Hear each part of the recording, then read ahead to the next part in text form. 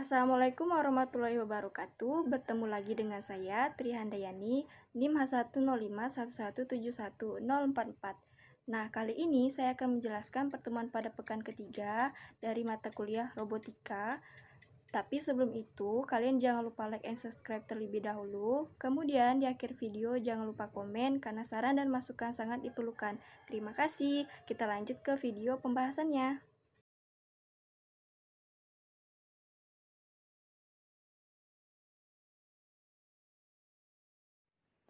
Baiklah, pada pekan ketiga ini saya akan membahas 4 bab. Yang pertama, bab ketujuh yaitu sensor. Nah, sensor ini memiliki satu poin yaitu tingkat pemrosesan. Kemudian pada bab ke-8, saya akan membahas 4 poin. Yang pertama, sensor pasif, sensor aktif. Yang kedua, saklar. Yang ketiga, sensor cahaya. Dan yang keempat, sensor posisi resistif. Kemudian pada bab ke-9, saya akan membahas 3 poin, yaitu ultrasonik atau sonar sensing, kemudian sensor laser, dan yang terakhir ada sensor visual. Kemudian pada bab ke-10, saya akan membahas 5 poin.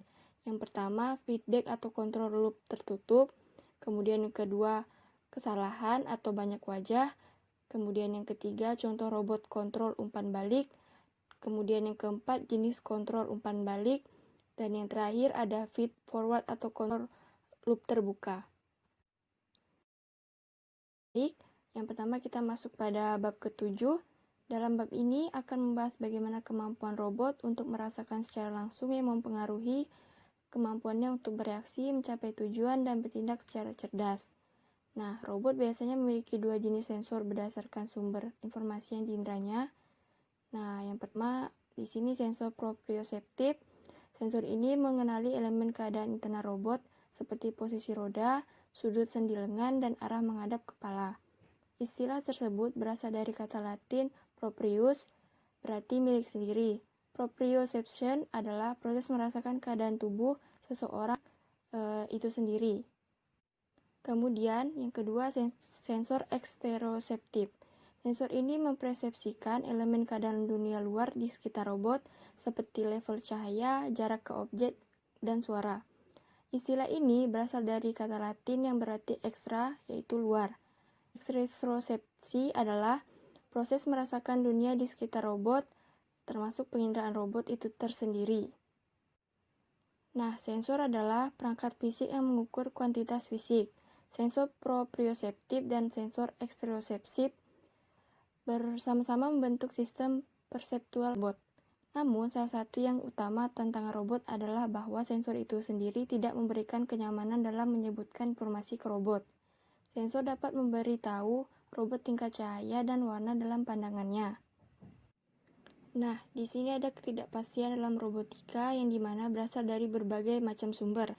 Di antaranya, yang pertama, kebisingan sensor dan kesalahan. Kemudian yang kedua, batasan sensor. Yang ketiga, kebisingan dan kesalahan efektor dan aktuator. Yang keempat, keadaan tersembunyi dan sebagian dapat diamati. Dan yang terakhir, kurangnya pengetahuan sebelumnya tentang lingkungan atau lingkungan yang dinamis dan berubah. Pemrosesan sensor dapat dilakukan dengan berbagai cara dan memanfaatkan metode dari pemrosesan sinyal, yaitu cabang teknik kelistrikan serta komputasi. Nah, baik, kita lanjut masuk pada poin pertama dari bab ke-7, yaitu tingkat pemrosesan. Sebagai contoh, robot memiliki sensor saklar untuk mendeteksi melewati rintangan. Untuk mengetahui apakah saklar terbuka atau tertutup, perlu mengukur tegangan yang melalui rangkaian. Nah, itu dilakukan dengan pemrosesan elektronik. Misalnya, robot memiliki sensor mikrofon untuk mengenali suara, di mana selain menggunakan pemrosesan elektronik, diperlukan pemisahan sinyal dari manapun suaranya, kemudian membandingkannya dengan satu atau beberapa suara yang disimpan untuk melakukan pengenalan itu, sehingga dilakukan dengan pemrosesan sinyal. Yang dibutuhkan robot untuk memproses input sensorik, yaitu ada 4 poin. Yang pertama, kemampuan memprosesan analog atau digital seperti komputer. Kemudian kedua, kabel untuk menghubungkan semuanya.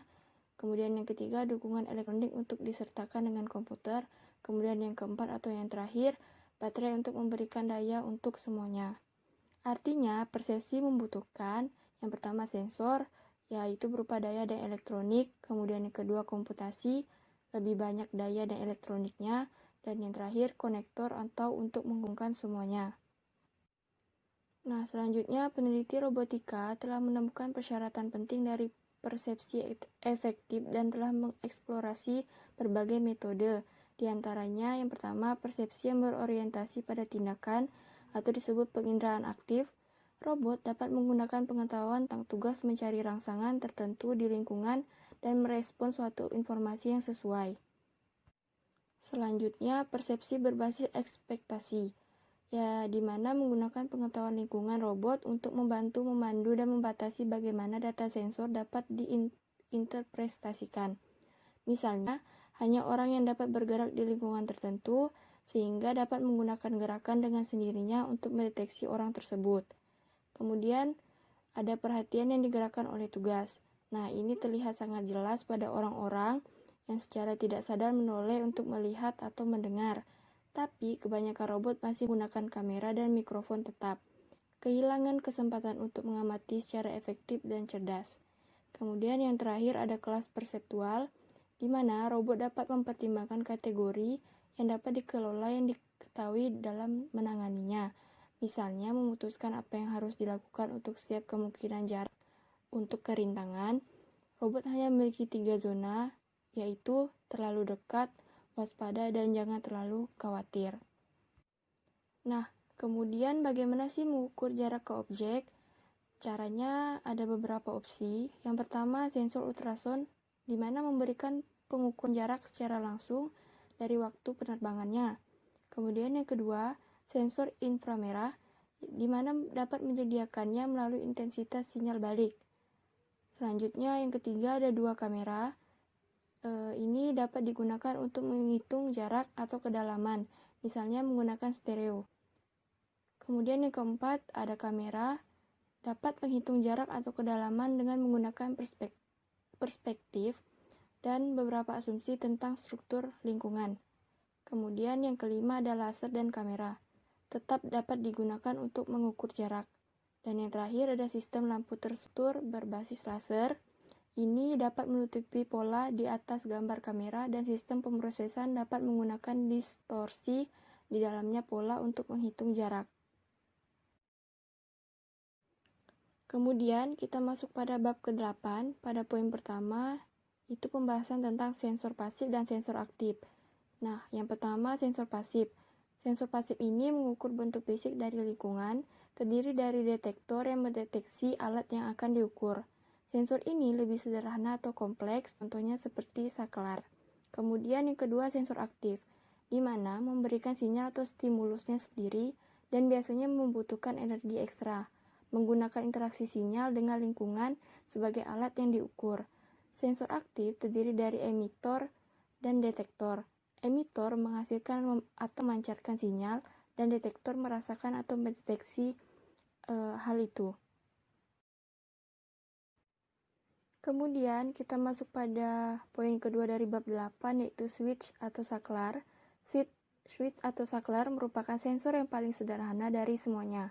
Dengan memberikan informasi yang berguna di tingkat elektronik atau sirkuit, karena didasarkan pada prinsip sirkuit terbuka dan sirkuit tertutup. Maka jika sebuah saklar terbuka, tidak ada arus yang dapat mengalir melalui rangkaian. Jika ditutup saat ini, maka bisa mengalir. Prinsip sederhana diterapkan dalam berbagai macam cara untuk membuat saklar. Di antaranya ada 3 poin. Yang pertama yaitu sensor kontak. Sensor ini mendeteksi ketika sensor telah menyentuh objek lain, misalnya ketika robot menabrak dinding atau mengambil suatu benda. Kemudian yang kedua, batas sensor. Mendeteksi ketika suatu mekanisme telah pindah ke akhir jangkauannya, misalnya ketika gripper terbuka lebar. Kemudian yang terakhir, sensor encoder poros, di mana mendeteksi berapa kali poros motor berputar dengan adanya sebuah tombol klik, yaitu buka atau tutup, setiap kali poros berputar.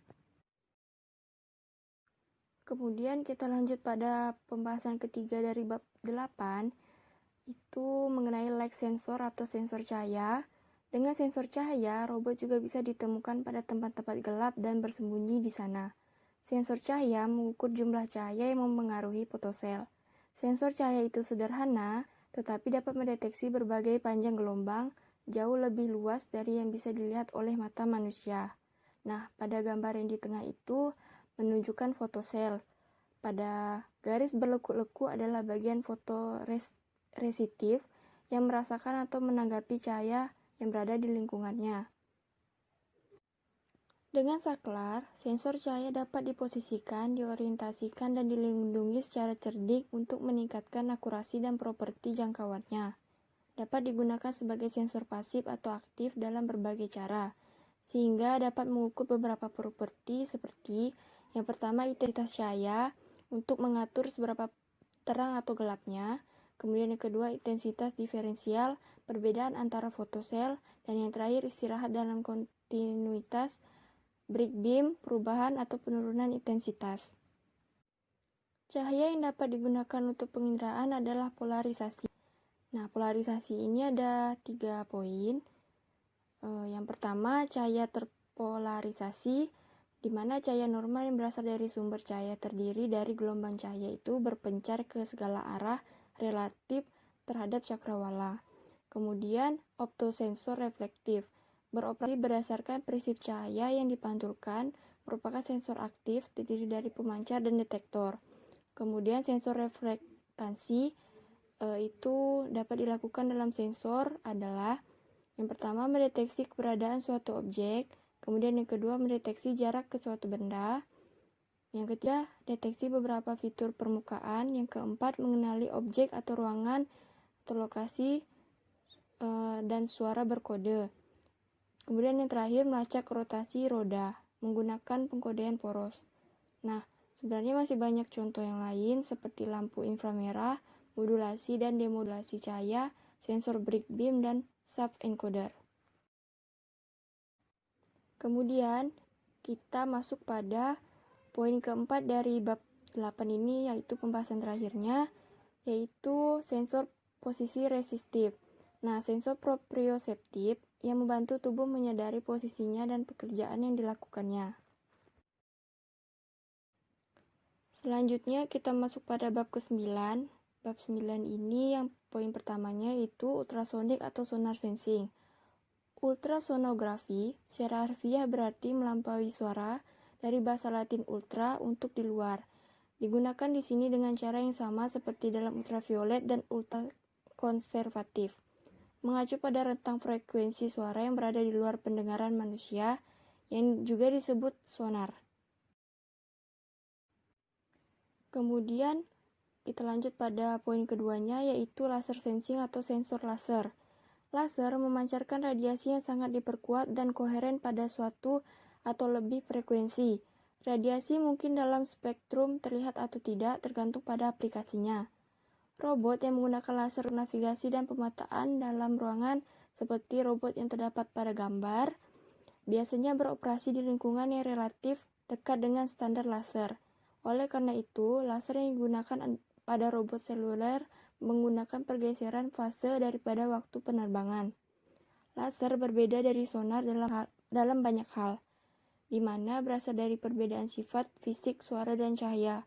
Laser melibatkan elektronik berdaya tinggi yang berarti lebih besar dan lebih mahal.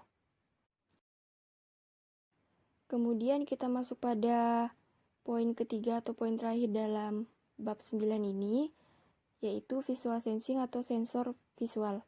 Sensor visual yaitu sesuatu yang mirip dengan mata biologis.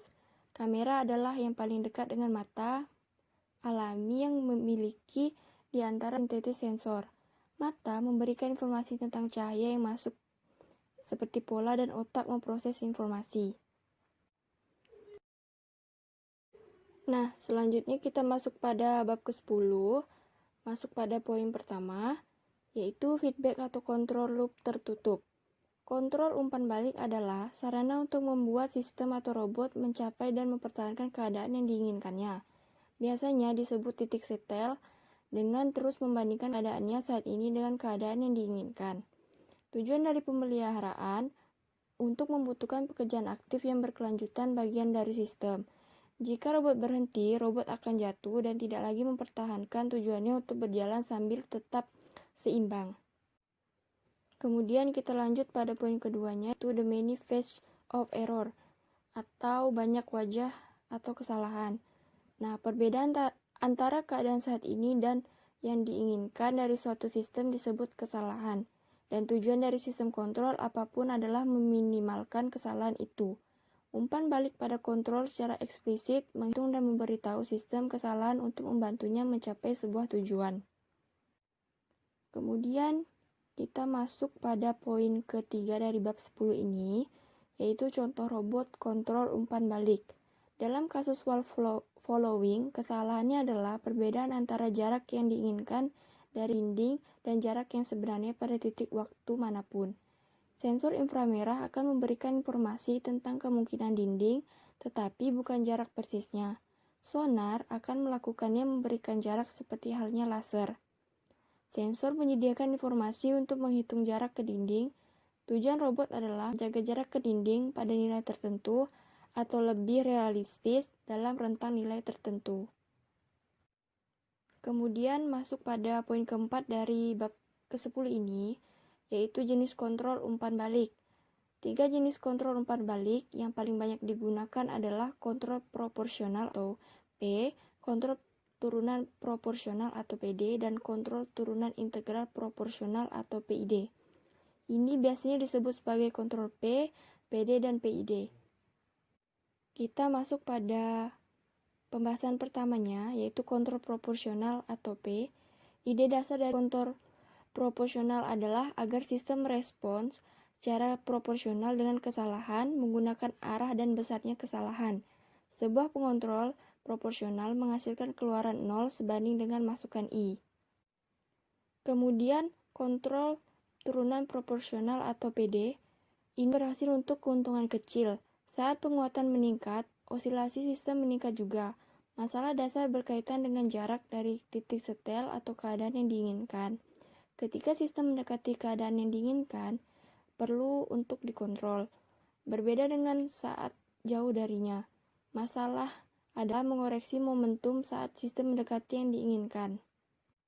Kemudian kontrol yang terakhir yaitu kontrol turunan integral atau PID. Sistem mengintegrasikan atau meringkas inkremental kesalahan dari waktu ke waktu.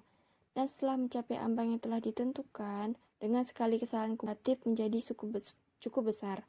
Sistem melakukan sesuatu untuk mengkompensasi atau memperbaiki suatu kesalahan tersebut. Baiklah, selanjutnya kita masuk pada poin terakhir dari bab ke-10 ini, yaitu feed forward atau kontrol loop terbuka. Kontrol umpan balik juga disebut kontrol loop tertutup karena menutup loop antara input dan output. Kemudian menyediakan sistem kesalahan sebagai umpan baliknya. Kontrol loop tertutup disebut feed forward atau kontrol loop terbuka. Seperti namanya menyiratkan, kontrol loop terbuka atau kontrol feed forward tidak menggunakan umpan balik sensorik dan status tidak dimasukkan kembali ke dalam sistem. Loop antara input dan keluarannya terbuka dan sama sekali bukan perulangan. Dalam kontrol loop terbuka, file sistem menjalankan perintah yang diberikan berdasarkan apa yang diprediksi oleh mereka. Sistem kontrol loop terbuka atau feed forward dapat beroperasi secara efektif jika mereka dikalibrasi dengan baik serta lingkungannya dapat diprediksi serta tidak berubah sedemikian rupa sehingga mempengaruhi kinerja mereka. Nah, karena pembahasan tadi sudah selesai, kita masuk pada kesimpulan. Kesimpulan dari tiap bab akan saya simpulkan di sini. Pada bab ke-7 ada 2 poin, yaitu sensor adalah jendela robot ke dunia melalui ekstereosepsi sebagai ke dalam tubuh sendiri atau melalui proprioception. Kemudian tingkat pemrosesan sensor dapat mencakup elektronik, pemrosesan sinyal, dan komputasi. Selanjutnya pada bab ke-8 ada 2 poin. Yang pertama, sensor dapat diklasifikasikan menjadi aktif dan pasif, sederhana dan kompleks. Kemudian yang kedua, sensor cahaya hadir dalam berbagai bentuk, frekuensi, dan kegunaan, termasuk fotosel sederhana, sensor reflektif, cahaya terpolarisasi, dan inframerah sensor. Kemudian pada bab ke-9 ada 3 poin.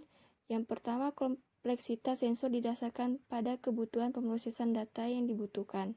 Kemudian yang kedua, perkiraan ultrasonik atau sonar menggunakan prinsip terbang untuk mengukur jarak antara transducer dan objek terdekat. Kemudian yang ketiga, laser digunakan dengan cara yang mirip dengan sonar tetapi jauh lebih cepat dan akurat serta mahal. Kemudian pada bab ke-10 ada 3 poin. Yang pertama, kontrol umpan balik atau loop tertutup dan kontrol umpan maju atau loop terbuka adalah aspek penting dari robotika. Kemudian, kontrol umpan balik bertujuan untuk meminimalkan kesalahan sistem. Dan yang terakhir, kontrol proporsional, turunan, dan integral adalah bentuk dasar dari contoh umpan balik yang biasanya digunakan dalam kombinasi kontrol dunia nyata sistem. Baiklah, ini yang dapat saya sampaikan. Kurang dan lebihnya saya mohon maaf. Mungkin masih banyak kekurangan dari saya. Terima kasih. Wassalamualaikum warahmatullahi wabarakatuh.